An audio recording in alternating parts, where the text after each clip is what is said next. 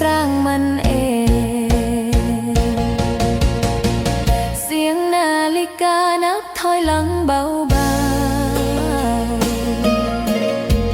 เหมือนเตือนว่าเราเดินมาไกลเท่าไรทุกบทเรียนที่เคยทำให้ใจสั่นไหววันนี้มันกลายเป็นพลังเงียบ